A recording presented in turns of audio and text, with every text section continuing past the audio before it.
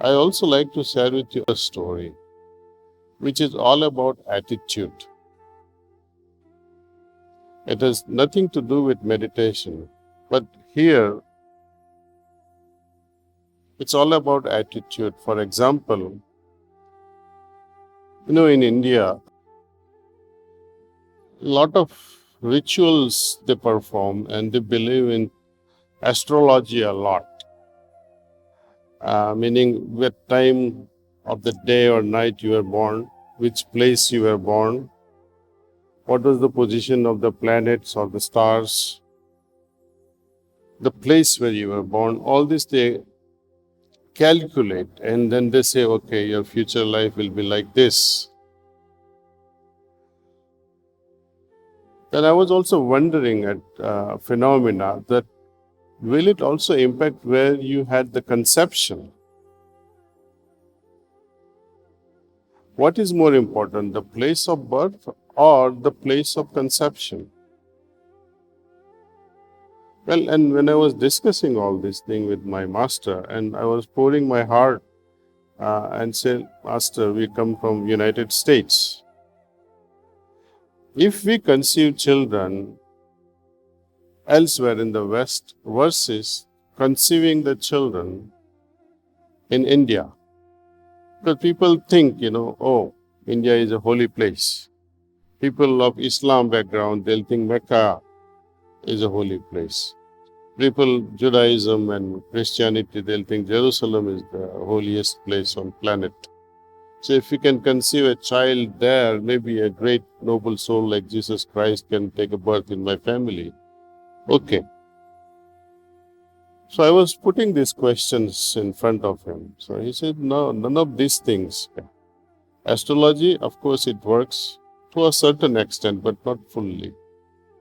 The place of birth plays a role because it has environmental impact on the upbringing of a child. But the most important thing is that attitude of parents at the moment of conception. What sort of attitude one has at the moment of conception determines the quality of the soul.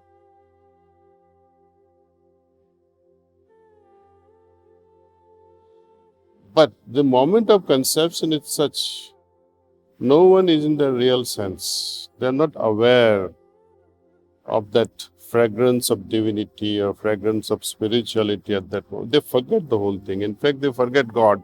How can you attract noble soul in that scenario?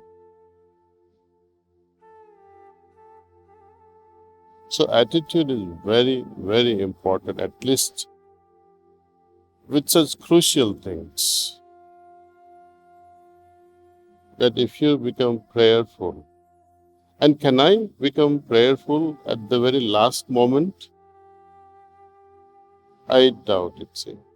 The training has to be there, and it is our responsibility. Okay, I don't want to teach my child how to go about having conception. It's too young for all that. But surely I can create a sort of reverence, sort of holy feeling in their hearts in all that they do. If they are studying, let them create that feeling of reverence towards the teacher, towards the classmates, friendly feelings, kindness, compassionate heart flowing with love towards each other. This training begins very early in life. If it is not there in the beginning, then they will struggle later on in their adult life. But then we have to become examples. That when you sit for prayer, when you offer prayer just before taking meals, for example, or make it a habit of praying together before we all go to sleep. Even though they do not meditate, children, they don't meditate. It's okay, they're too young to meditate, but at least we can pray together. If you finish your meditation, it's okay. When a child wakes up, hold child's hand and offer a prayer together. Let's offer a prayer to God together.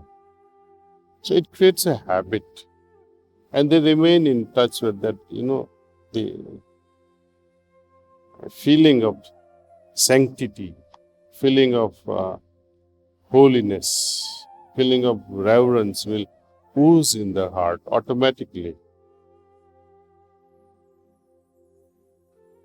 So we can help children develop a certain level of attitude, and this attitude determines the quality of their life in the future. Not only theirs, but we also improve our quality of life. We find purpose in life after that. See? And as we move slowly and slowly in this direction, new and new things opens up in front of us. Today we say, okay, practice is important. I am doing my practice. Later on, you'll say, okay, I'm doing it with a lot of love.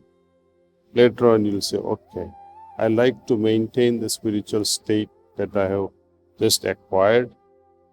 Then the stage comes, I like to share with the world. But we don't have to make an effort in sharing these spiritual states. Like, rose flower, I like to share the example of rose. Does it willingly or consciously try to send out the fragrance to the environment? It doesn't. It just happens. That's its nature. The goodness of the heart, I don't have to pretend and artificially share it. It speaks for itself.